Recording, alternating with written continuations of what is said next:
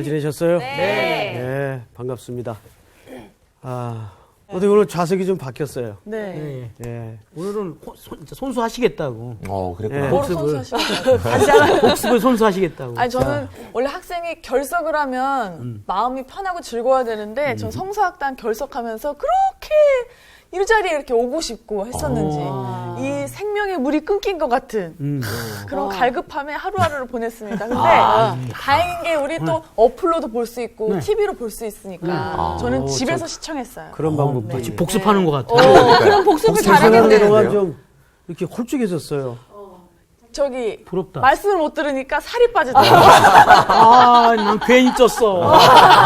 말씀 안 들을 거야. 여기 너무 이제 영양 보충이 잘 네. 돼. 자, 그렇다고 복습을 안 할 건 아니고 하고 들어가십시다. 오늘은 저 끝에 광호 학생부터. 예. 지난주 우리 공부 뭐 했죠? 말라기. 예. 했고요. 네. 말라기는 아무래도 그렇습니다. 네. 큰일 났다. 저는 이제 이스라엘 백성들이 어떤 자신들이 가지고 있었던 세상에 대한 욕망들, 이런 것들을 이방신의 딸들과 결혼함으로 인해서, 꼭 하나님만을 가지고 우리가 꼭 복받아야 되겠느냐. 이방 신을 가지고 우리 복받으면 훨씬 좋은 거 아니겠냐. 그래서 이방 신들의 딸과 함께 우리가 모든 복을 다 같이 받자. 이렇게 생각하면서 자신들이, 말하자면, 자신들의 부인을 버리고 이방 신의 딸들을 이렇게 취했던 것들을 하나님께서 노하셨던 그런 장면들이 기억이 되면서, 하나님께서 그것들을 노하셔서, 그것들에 대해서 이렇게 탄식하시고 말씀하셨던 장면이었던 것으로 기억이 되고요. 네. 전 여기까지 하겠습니다. 사실 그 정도 한 주간을 잊어버리지 않고 기억하는 거 대단해요. 네. 뭐 어떤 학생들은 그냥 제목도 기억을 못하는데 찔리네요. 아주 좋아요. 그러니까 지난주에 핵심적인 문제가 네. 결국 예배가 무너지니까 네. 거기에 따른 모든 삶의 문제까지 다 무너지는 네네. 현상을 봤죠. 네. 아주 좋았어요. 우리 수희 학생. 광호가 다 한 것 같은데. 아니, 많이 남겨놨어요. 네. 아, 네, 그래요? 네, 네. 그러니까 하나님이 주시는 복이 만족스럽지 않은 거예요. 내가 원하는 대로 되지 않고 이방 사람들 보니까 물질의 복도 더 많이 받는 거고 그들이 섬기는 막 물질을 준다는 신을 보면서 저 신까지 내가 같이 섬기면 물질의 복이 더 많이 오지 않을까 이런 욕심이 들어서 이방 여자들이 이제 취하기 시작해서 이방 여자들 취하면 이제 그 신들을 같이 모시게 되잖아요. 그러면서 이제 있던 여자들을 버리고 막 이런 과정을 보면서 사실은 굉장히 손가락질 우리가 했지만 우리가 삶 속에서 보면은 우리가 나도 모르게 그러고 있는 부분이 너무 많은 거예요. 하나님만 바라볼게 하면서도 세상의 가치와 그런 욕심을 버리지 못하고 기준이 하나님의 기준이 아니라 세상의 기준을 따라가고 있는 제 모습을 볼 때가 너무 많은 거예요. 그래서 이들과 참 다르지 않다. 네, 그렇죠. 맞아요. 그것이 현대인들에게 전혀 상관없는 주제가 될 수 없고 매우 밀접한 우리 신앙과의 고리를 갖고 있죠. 예, 우리 반장께서 한번 오늘 저는 일단은 뭐 적용으로 들어가서요. 오, 역시. 이 사람이 확실히 인간인지라 조금 이렇게 하나님만으로 만족을 해야 되고 주만 바라봐야 되는데 꼭 그렇게 하겠다고 하는 순간 뒤도는 순간부터 돈이 보이기 시작하고 또 뭐 다른 어떤 물질적인 게 보이기 시작하고 다른 어떤 사랑이 보이기 시작하고 이런 것들이 자꾸 하나님 쪽으로만 가야 되는데 자꾸 희석되는 내 자신을 봤을 때 다시 회개하게끔 만들어주는 이 말씀을 통해서 다시 회개를 해야겠다는 생각이 제가 이 한 주간 많이 그럼 들었습니다. 최근에 하나님 말고 뭐를 그렇게 바라보셨어요? 요새 자꾸 저희 딸을 그것도 진짜 딸을 너무 제가 하나님보다 더 사랑하는 게 아닌가 라는 생각을 지금 갖게 됩니다. 예. 딸을 사랑하는 건 괜찮아요. 괜찮나? 그럼 죄가 없네. 난 또 먹을 걸 바라봤다고 그러지. 먹을 건 참을 수 있습니다. 하나님이 너 날 더 사랑하냐, 네 딸을 더 사랑하냐 이렇게 잔인하게 묻지 않아요. 하나님 자체가 사랑이시니까 아마 우리 상훈 학생의 그런 딸을 지극히 사랑하는 모습을 굉장히 기뻐하실 겁니다. 그러니까 늘 주 안에서 건강히 사랑하시면 됩니다. 그러니까 신앙은 내 상대가 얼마나 대단하냐, 또 내 문제가 얼마나 크냐 문제도 아니에요. 결국 신앙의 문제는 딱 한마디로 정리를 해보라면 내가 얼마나 하나님을 의지하느냐의 싸움이에요. 전부 그걸 사실은 하나님이 보는 겁니다. 예. 오늘 우리 말라기 지난 시간에 강좌를 복습하면서도 내용이 이스라엘 백성들이 하나님으로 만족하지 못한 거예요. 그러니까 다다익선의 사고방식에 익숙해서 이왕이면 여러 신 중에 하나 랜덤 얻어 걸리겠지. 이런 식으로 해서 여러 이방 신에게 의지를 나누죠. 하나님도 의지하지만 하나님은 늘 사랑의 그 요구하는 속성 자체가 독점적이에요. 그리고 사랑은 그게 맞고 사랑은 독점적입니다. 그렇죠. 예. 그래서 결국 우리가 이제 생활을 하다 보면 뭐 태산 같은 문제도 부딪히고 또 내가 맞서야 되는 상대가 태산 같기도 해요. 그래서 문제의 방법이 거기 있는 줄 자꾸 착각들을 합니다. 전혀 그게 아니에요.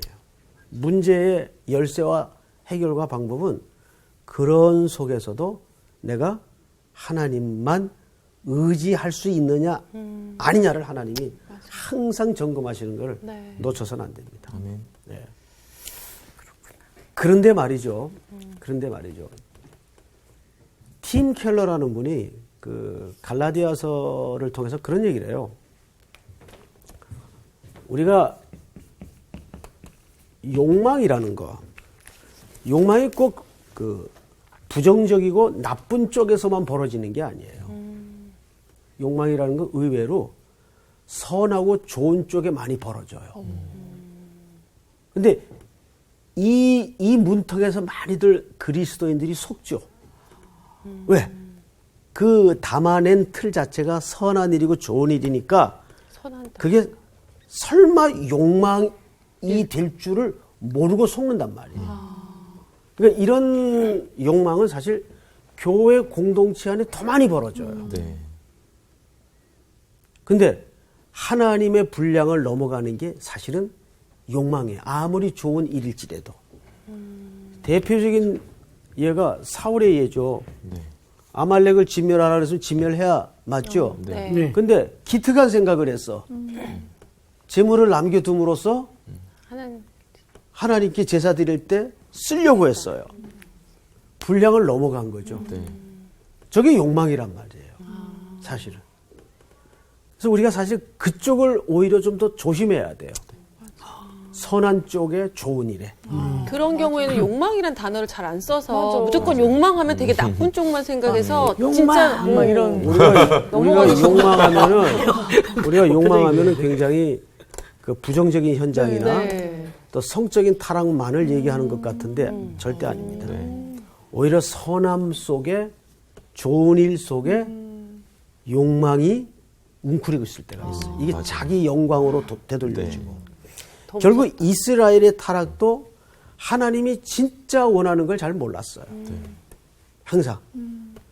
선한 욕망이 우상 숭배로 항상 가요.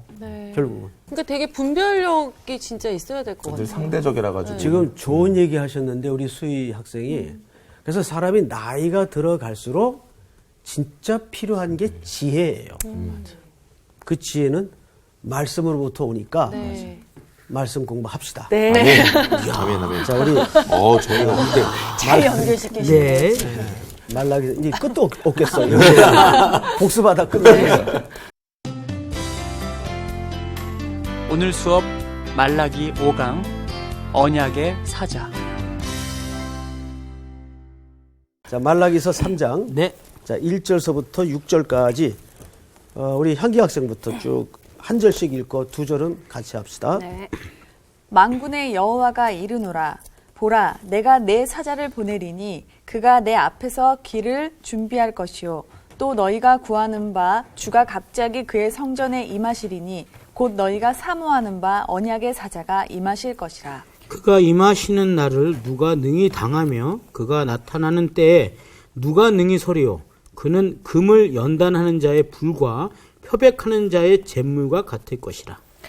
그가 은을 연단하여 깨끗하게 하는 자 같이 앉아서 레위 자손을 깨끗하게 하되 금, 은 같이 그들을 연단하리니 그들이 공의로운 재물을 나 여호와께 바칠 것이라. 그때 유다와 예루살렘의 봉헌물이 옛날과 고대와 같이 나 여호와께 기쁨이 되려니와 내가 심판하러 너희에게 임할 것이라. 점치는 자에게와 간음하는 자에게와 거짓 맹세하는 자에게와 흥군의 삭에 대하여 억울하게 하며 과부와 고아를 압제하며 나그네를 억울하게 하며 나를 경외하지 아니하는 자들에게 속히 증언하리라. 만군의 여호와가 말하였느니라. 나 여호와는 변하지 아니하나니 그러므로 야곱의 자손들아 너희가 소멸되지 아니하느니라. 예. 이제 말라기서 이제 중반을 넘어갑니다. 네. 이제 후반부로 이제 향하기 시작하는데 오늘 3장의 그 뉘앙스가 항상 그 기다림 그리고 언약의 사자가 임할 것이다. 이런 얘기예요.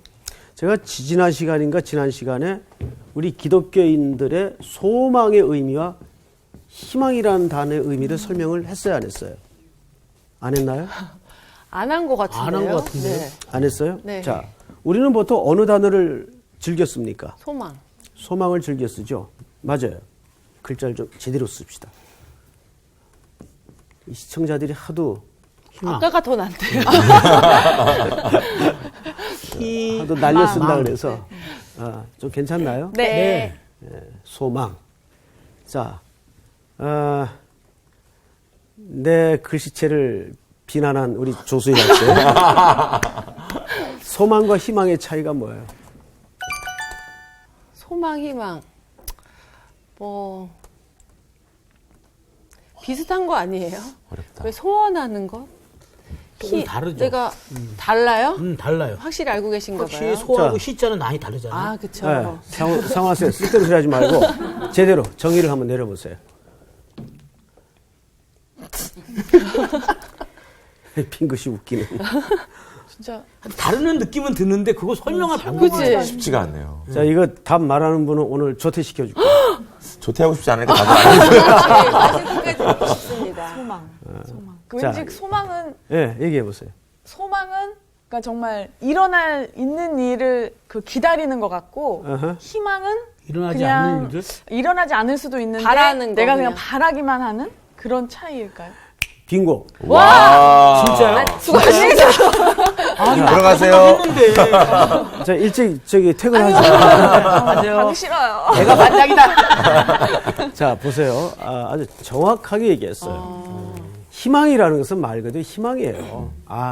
금년 내 시집 갔으면 좋겠다. 금년 내 좀, 우리 요즘 청년들 제일 고민이 뭐죠? 취업이죠. 예. 일자리 좀 생겼으면 좋겠다. 근데 그거는 보장이 없는 거야. 네. 그러니까 희망이에요, 그냥. 근데 소망은 네. 실체가 있는 거예요. 그래서 소망은 뭐냐면 우리 한기 학생이 정확하게 얘기했는데 실체가 있는 거예요. 이 소망은 내게 근거된 게 아니에요.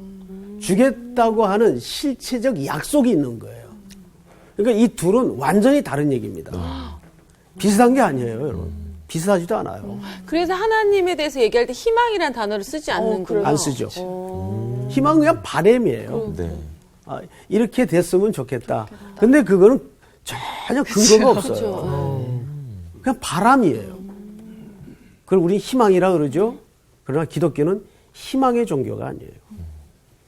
약속의 실체, 약속하신 분, 그 실체가 계신 거예요. 그러니까 지금 이 말라기의 오늘 주제가 사실은 그겁니다. 자, 그러면 오늘 우리는 이 본문을 통해서 자, 만군의 여호와가 이르노라 보라 내가 내 사자를 보내리니. 자, 근데 여기 여호와라는 말 앞에 자, 칠판 봐요. 여호와라는 말 앞에 무슨 수식어가 나오나요? 망군의 망군의 자, 우리 저기 광우 학생. 네. 만군이라는 말은 그 갖는 단어의 표정이 뭐예요? 단어의 그 느낌. 만군. 군이 들어가니까 전쟁 이런 거. 네. 그렇지. 하나님의 군인들. 군인들. 네. 그렇지. 네. 천하를 활용하고 통치하고. 그러니까 여기서 만군의 여호와라는 말은 전쟁하시는 하나님이다 그 말이에요. 네네네. 이게 무슨 전쟁이냐 이제. 음. 말라기 무슨 전쟁도 안 나오잖아 지금. 네. 그렇죠. 그런데 지금 하나님을 전쟁하시는 분으로 묘사를 기자가 했다면 여기 이유가 있을 거란 말이죠. 여러분 혹시 그 노랫말 중에 그 임재범 씨가 부른 노래인가요? 너를 위해? 너를 위해. 네, 거기에 전쟁 그 같은 사랑. 후려. 그렇지. 전쟁 같은 사랑. 그 대목 한번 불러보세요. 거기요? 네. 거친 생각과 불안한 눈빛과 그걸 지켜보는 너 그건 아마도 전쟁 같은 사랑. 반사. 받지 않겠어요, 그 사랑. 어휴. 그래도 전쟁 같은 사랑. 즉석에서 나오네요. 그 노래 원래 알았어요? 그 노래 워낙 뭐 다 유명해. 인재범 씨의 저도 그 노래를 참 좋아하거든요. 근데 저는 그 가사가 정말 그 전쟁 같은 하나님의 사랑을 잘 묘사했다라는 생각이 들더라고요.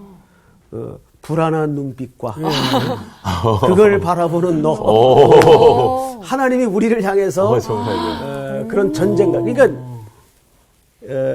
부모의 사랑도 사실은 자녀들에 대해서 무슨 사랑이에요? 거의 전쟁 같은 사랑이에요. 사실은 그걸 지켜봐야 되고 가슴앓이를 해야 되고 늘 불안하고. 때로는 부딪혀야 되고 근데 결론은 너무 사랑하니까. 그러니까 아휴. 전쟁 같은 사랑이에요. 오늘 하나님께서 만군의 여호와라는 표현이 그런 하나님의 심정을 사랑하는 이스라엘 백성들을 향하여 하나님이 그 심정을 담아낸 수사적 표현이란 말이에요. 그러니까 요 간단해 보이는 수식어 하나가 앞으로 무슨 내용을 말하고 싶은가가 대부분 슬쩍 비춰지죠. 네. 자, 이제 한번 보십시다. 만군의 여호와가 이르노라. 보라, 내가 내 사자를 보내리니 그가 내 앞에서 길을 준비할 것이요 또 너희가 구하는 바 주가 갑자기 그의 성전에 임하리니 곧 너희가 사모하는 바 뭐가요? 언약의 사자. 사자가 임하실 것이라. 자, 여기 근데 사자가 두 그러네요. 존재가 등장을 해요. 네. 첫째는요. 길을 내 좀- 사자예요. 내 내 사자. 사자. 내 사자를 보내리니. 근데 1절 끝에 보면 언약의 사자. 사자. 언약의 사자가 사자라고 임할 있어요. 거다. 다른 제가 사자예요. 한 10초 시간을 드릴 테니까 1절을 눈으로 읽었어요. 내 칠판에 뭘 쓸 테니까.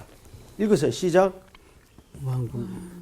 보라 내가 내 사자를 그가 내 앞에서 길을 준비하고 자, 여기 보세요. 흘낏 읽으면 내 사자가 언약의 사자처럼 읽혀져요. 문맥에서부터. 네. 그렇죠? 네. 그러면 제 질문은 이거예요. 내 사자가 언약의 사자를 가리키냐? 그래서 이퀄이냐 아니냐? 이거예요. 이퀄이냐 아니냐? 자, 읽어본 바로는 우리 상훈 학생 한번 대답해 보세요. 저는 사실 이꼬르라고 생각을 했는데 그렇죠? 예. 지금 질문을 이걸 하시는 거 질문을 보니까 아니 뭐 보이나 그렇게 얘기하시면 이꼬르가 아닙니다. 이건 모를 땐 눈치도 봐야 돼요. 예, 맞아요. 이거는 이퀄이 아니에요. 다른 존재입니다. 여기에서 많이 해석학적인 실수를 이제 일으킵니다. 자, 그러면 이제부터 오늘 공부가 좀 어려워요. 네. 이제부터 그럼 내 사자는 무엇을 말하는 것이고 그럼 언약의 사자는 뭘 가리키는 것이냐? 이걸 정체를 밝혀야 네. 우리가 본문이 의도하는 바가 무엇인지를 정확히 알 수가 있어요. 우선 누가복음 1장을 다 열으세요. 누가복음 1장. 우리 향기 학생이 한 76절서부터 76절. 네. 이 아이여 내가 지극히 높으신 이의 선지자라 일컬음을 받고 주 앞에 앞서가서 그 길을 준비하여 주의 백성에게 그 죄 사함으로 말미암은 구원을 알게 하리니 이는 우리 하나님의 긍휼로 인함이라. 이로써 돋는 해가 위로부터 우리에게 임하여 어둠과 죽음의 그늘에 앉은 자에게 비치고 우리 발을 평강의 길로 인도하시리로다 하니라. 아이가 자라며 심령이 강하여지며 이스라엘에게 나타나는 날까지 빈 들에 있으니라. 아멘. 아멘. 자, 잘 보세요. 이거 지금 누구에 대한 기록입니까? 이 아이는 누굴 가리키는 거예요? 세례요. 저 뒤에 방청석에서 뭐라 그러셨는데? 네, 뒤에 정답 알려줬어요. 세례 세례 요한. 옳지. 네. 옳지. 세례 요한이에요. 세례 요한. 이것은 사가랴의 예언이죠. 네. 사가랴는 누굽니까? 세례 요한의 아버지. 아버지가 돼요.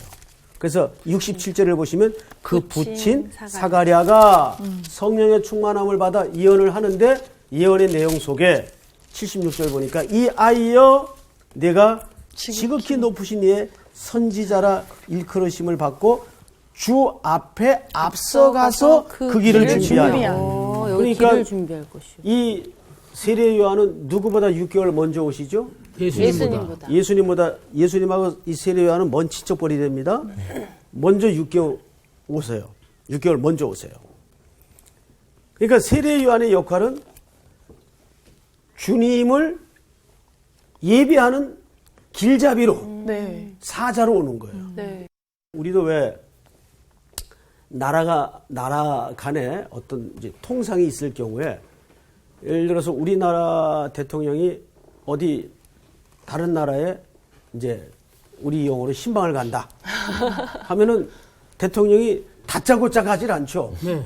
먼저 누가 갑니까? 한 달 전, 몇 달 전에 벌써 경호원서부터 그 협상 내용을 가지고 미리 다 가요. 이걸 뭐라 그러죠? 사자라 그래요. 가서 내용 거의 다 정리를 해놓고 이제 대통령은 가서 딱 폼 잡고 도장 찍고 사인하고 인증샷 이거 찍고 이제 돌아오는 거예요. 그러니까 여기서 말하는 이 아이는 바로 세례 요한을 가리켜요. 자, 그런데 문제는 그렇게 세례 요한이 예수님보다 먼저 와서 빈 들에서 이상한 허름한 옷을 입고 네. 그다음에 허름한 무리들을 불러다가 무슨 운동을 하고 다녀요. 계속. 그러니까 사람들도 이상하게 여겼는데 이 세례 요한도 한 가지 궁금한 게 생겼어요.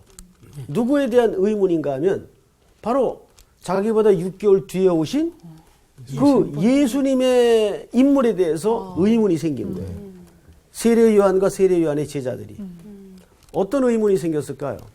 이상하다. 저분이 나라를 새롭게 해야 될 분인데 왜 저러고 다닐까? 뭐 눈 떠라 그러고 일어나라 그러고 병자 고치고 죄인들하고 식사하시고 영 우리나라 이 풍습과 전통과 관습에는 안 어울리는 행동만 하고 다니는 거예요. 저래가지고 무슨 나라가 새롭게 되겠는가? 이런 의문이 생겨서 세례 요한이 제자들을 예수님에게 보냅니다. 근데 그때 세례 요한이 어디 있었는가 하면 감옥에 있었어요. 붙들린 거예요. 왜 붙들렸느냐?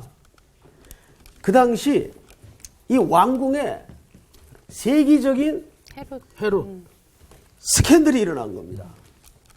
이 유명한 스캔들이죠. 네. 헤롯의 남동생의 아내. 그게 누굽니까? 제수 씨죠. 네. 이 제수 씨가 헤로디아.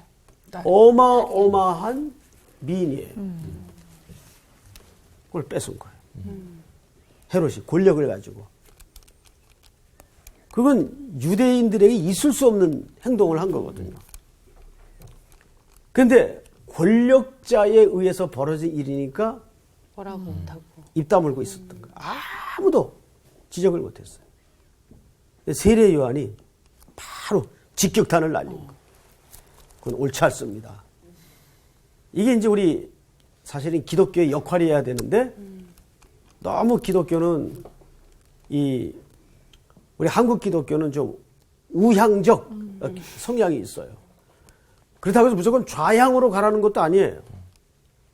아닌 건 아닌 걸로, 틀린 건 틀린 걸로 말만이라도 할 줄 알아야 되는데 항상 너무 눈치 봐요. 너무 눈치를 봐요.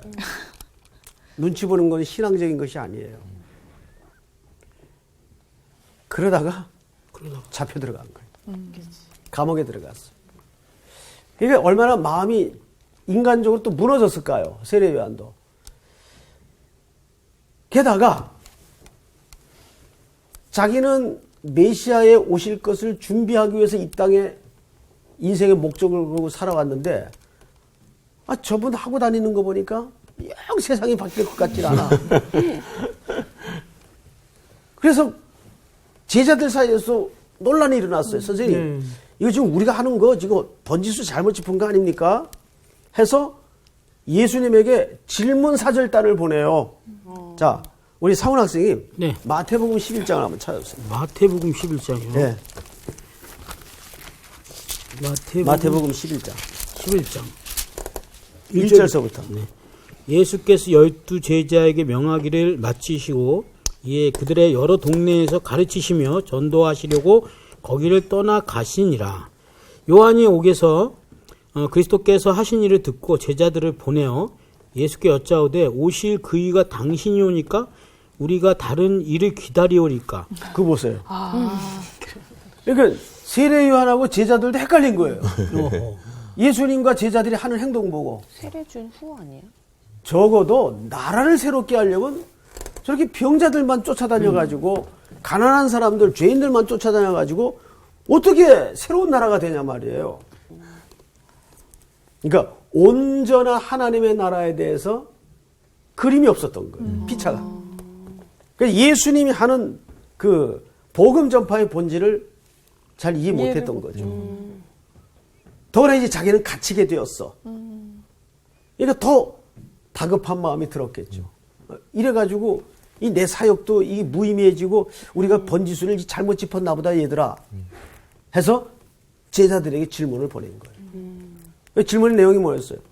당신이 그 메시아 맞습니까? 아니면 우리가 다른 데 알아봐야 되겠습니까? 이 성경 보면 참 이 아구가 너무 절묘하게 맞아요. 자, 그래서 질문을 이제 이렇게 대답합니다. 4절. 우리 수희 학생이 한번 읽어보세요. 예수께서 대답하여 이르시되 너희가 가서 듣고 보는 것을 요한에게 알리되 맹인이 보며 못 걷는 사람이 걸으며 나병 환자가 깨끗함을 받으며 못 듣는 자가 들으며 죽은 자가 살아나며 가난한 자에게 복음이 전파된다 하라. 누구든지 나로 말미암아 실족하지 아니하는 자는 복이 있도다 하시니라. 예, 이게 무슨 얘기예요? 여기 지금 그들의 그 의혹에 대해서 예수님이 꺼내놓은 답이 뭐예요? 맹인이 보며 또 걷는 그다음에 사람이 걷는 자가 걷고 걷고 나병 나병 환자 환자가 깨끗함을 깨끗하게 받고 됐고 깨끗함을 받고 죽은 자가 못 듣는 자가 살아나고 듣고 죽은 자 그다음에 또 죽은 자가 죽은 자가 살아나고 살아나고 또 가난한 자에게 복음이 복음이 전파되고 그렇죠. 자, 지금까지 열거된 이 4-5가지의 항목이 사실은 뭐냐 하면 메시아가 도래하고 하나님의 나라가 도래했다는 메시아적 사인이에요. 그래서 세례 요한에게 이 답을 보낸 이유가 뭐냐 하면 이런 증거와 현상들이 하나님의 나라가 이미 나로 말미암아 와 있다는 것을 가서 말해라 그 말이에요. 그러니까 적어도 세례 요한의 제자들은 하나님의 나라의 속성에 대해서 잘못된 이해를 갖고 있었던 겁니다. 철장의 권세를 가지고 로마의 검을 부러뜨리며 힘 대 힘으로 뭔가를 새롭게 한다는 이해를 갖고 있었어요. 그런데 예수님은 전혀 다른 차원에서 약한 자를, 눈먼 자를, 그러니까 눈먼 자, 안진병 이 전부 구원받을 대상으로서의 상징성을 갖고 있는 유형들이란 말이에요. 네. 그들에게 복음이 전파된다라. 그러니까 예수님이 이 땅에 오셔서 이루실 그분의 본업은 정부를 새롭게 만들어 사회적 질서를 새로 잡는 이런 것들이 아니라 먼저 뭐예요? 하나님의 나라를 통해서 그들의 영원히 죽을 생명을 구원해내는 것이 메시아가 임하고 하나님의 나라의 통치가 임하는 본질적 초점이라는 것을 예수님이 여기서 새롭게 지적해 주는 겁니다. 네. 이거 틀려요, 관점이. 네. 자, 그런데 성경을 좀 더 읽어보십시다. 네. 8절부터 우리 저 광호 학생 한번 읽어보세요. 그러면 너희가 무엇을 보려고 나갔더냐? 부드러운 옷을 입은 사람이냐? 부드러운 옷을 입은 사람들은 왕궁에 있느니라. 그러면 너희가 어찌하여 나갔더냐? 선지자를 보기 위함이더냐? 옳다. 내가 너희에게 이르노니 선지자보다 더 나은 자니라. 기록된 바 보라 내가 내 사자를 내 앞에 보내노니. 이거 지금 어디에서 봤던 본문이죠? 그러네요. 어디서 봤죠? 어디서 봤던 본문? 말라기에서. 우리 오늘 본문 아니에요. 네. 지금 예수님이 무슨 본문을 인용하시는 거예요? 말라기. 오늘 말라기 3장 본문을 인용하는 거예요. 그 얘기를 하면서 네. 자, 마저 읽어보세요. 내가 내 사자를 보내노니 그가 내 길을 내 앞에 준비하리라 하신 것이 이 사람에 대한 말씀이니라. 놀랍게도 자, 보세요. 지금 기록된 바 보라 내가 내 사자를 내 앞에 여기 내 사자가 그러면 누구라는 얘기예요? 세례요한. 옳지. 호호.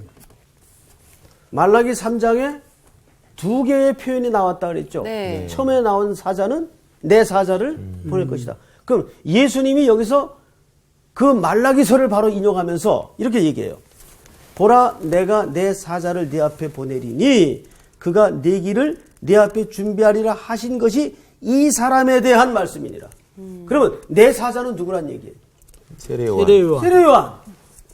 이 말을 누가 하고 있어요? 예수님. 예수님이. 네. 그러면 그럼 언약의 정확하게 언약의 사자는 누굽니까? 예수님. 예수님. 그러니까 이 둘은 같지 않아요. 네. 여기서 말한 내 사자는 세례 요한을 말하는 것이고 세례 요한은 누구 앞에 길을 예비하는 자에서 언약의 사자 앞에 길을 예비하는 거예요. 그래서 성경을 마저 읽어보세요. 그 뒤에 11절. 내가 진실로 너희에게 말하노니 여자가 낳은 자 중에 세례 요한보다 큰 이가 일어남이 없도다.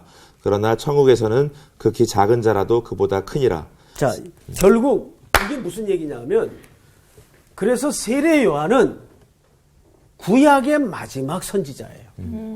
사실은. 구약의 마지막 선지자로서 다리 역할을 한 거예요. 누구에 대한? 오실 예수 그리스도. 메시아에 대한 길을 예비하는 자로서. 그래서 세례 요한은 자기를 가리켜서 나는 광야에 외치는 자의 소리다. 그러니까 그게 무슨 얘기냐면 자기는 외치는 자도 아니에요. 외치는 자의 소리에 불과하다 그 말이에요. 그래서 이 세례 요한은 예수님이 직접 해석을 해줬어요. 내 앞에 이 사자가 있는데 바로 이 사람이다. 세례 요한이다. 자, 그러면 이제 우리가 큰 산을 하나 넘었어. 말라기 3장에 내 사자는 세례 요한 와서 예수님의 앞길을 준비할 세례 요한을 가리키는 그 사자요.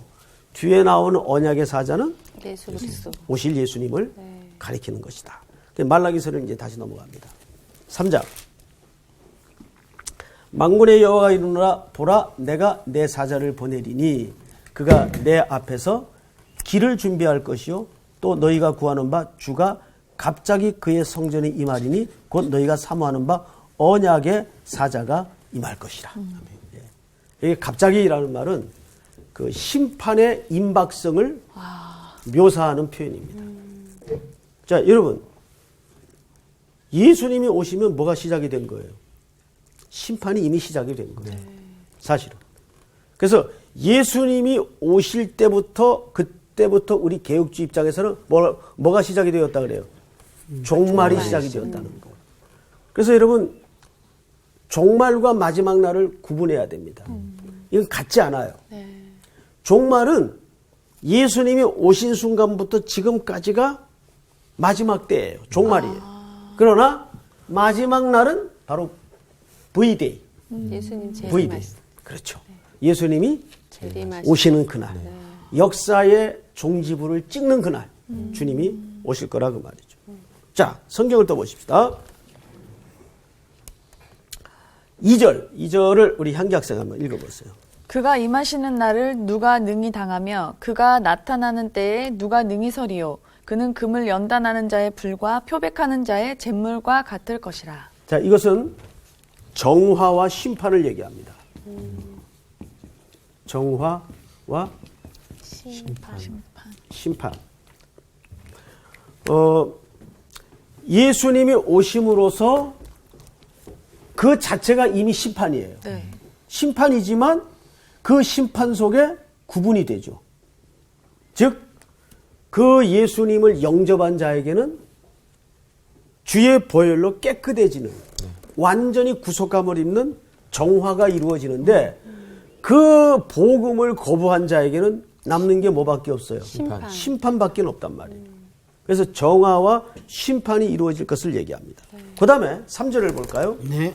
다 같이 한번 읽겠습니다. 시작. 그가 은을 연단하여 깨끗하게 하는 자 같이 앉아서 레위 자손을 깨끗하게 하되 금은 같이 그들을 연단하리니 그들이 공의로운 제물을 나 여호와께 바칠 것이라. 아시는 대로 여기 우리에게 이제 익숙한 레위 자손이 등장을 합니다. 네. 자, 우리 상훈 학생 레위 자손에 대해서 그 유명한 살인의 추억이 있죠.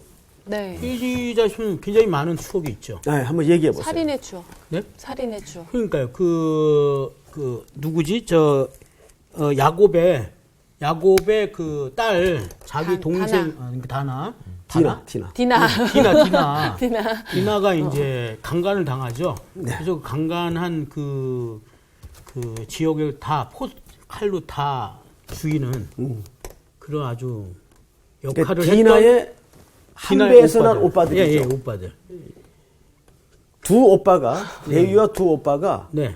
복수국을 벌이죠. 네네네. 세겜성 안에서 이거를 아버지 야곱이 듣고 보고 모른. 사실은 침묵이에요. 네. 아주 무서운 짓이죠.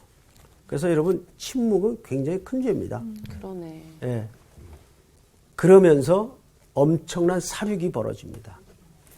근데 야곱이 죽을 때 이 두 아들에 대해서 저주를 퍼붓죠. 네. 어떻게 저주를 퍼붓던가요? 그들의 모의에 참여하지 말지어다 그들은 이 지면에서 흩어버리로다. 이게 저주죠. 네. 근데 마지막엔 다시 또 도구로 하나님의 일을 쓰는 바로 그 부분이에요. 예. 무슨 도구로? 하나님의 어떤 사자가 되는 제사장직의 도구로 네.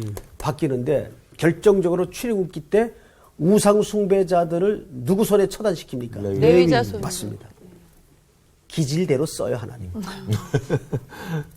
그래서 엄청난 인명을 우상 숭배에 빠진 자를 처단하는데 그걸 레위에게 맡깁니다. 네. 그 레위는 율법을 가리키고 제사를 직무하는 아주 철저한 하나님의 도구로 바뀌죠. 그걸 누가 그렇게 만들었을까요? 하나님이 그렇게 하신 거예요. 뭘로? 전쟁 같은 사랑으로. 여기서 거친. 사실은 제가 그 가사를 적어왔어요. 이 세상 노래도 적용만 잘하면 은혜되는 게 너무 많아요.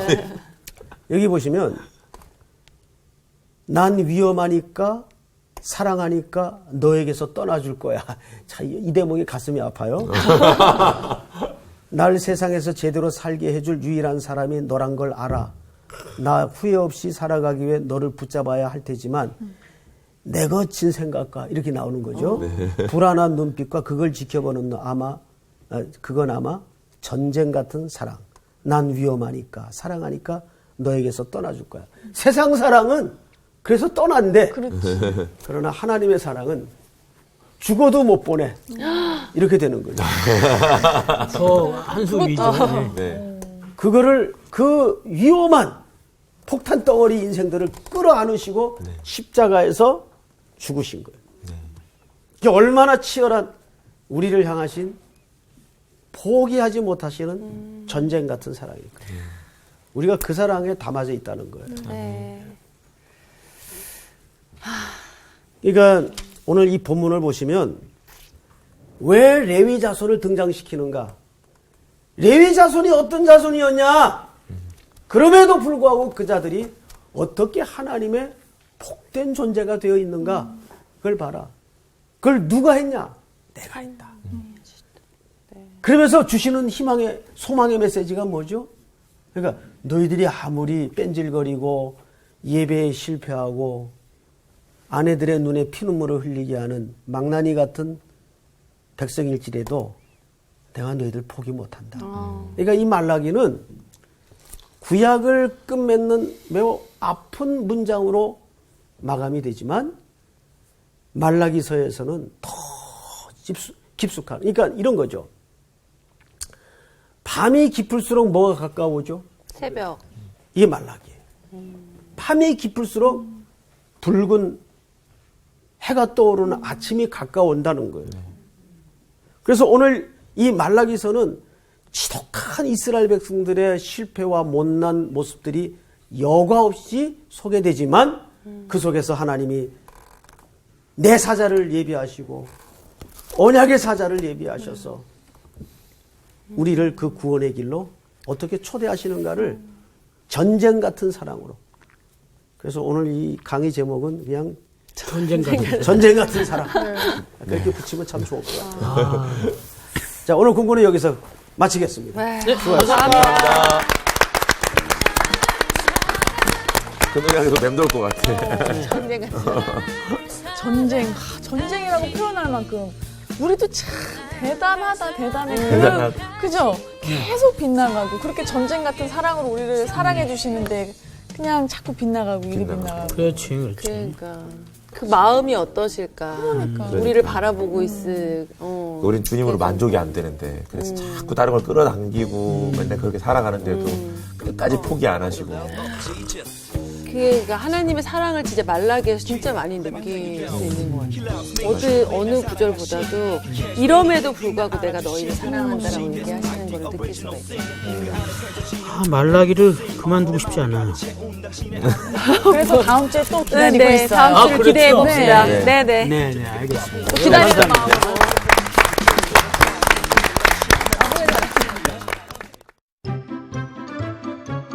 은혜의 집이라는 뜻으로 38년 된 병자가 예수님께 고침받은 장소는 어디인가요?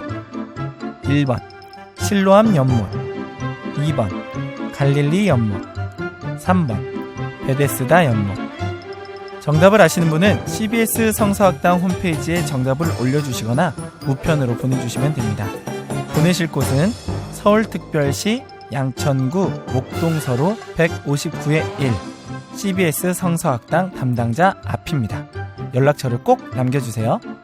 선정되신 분들에게는 대한성서공회에서 성경, 송태근 선생님의 쾌도남마 다니엘서, 신우인 선생님의 땅과 하늘의 갈림길에서, 김기석 선생님의 광야에서 길을 묻다, 말씀의 빗속을 거닐다, 성경 통독을 위한 최고의 자습서 성경 2.0 가운데 하나를 드립니다.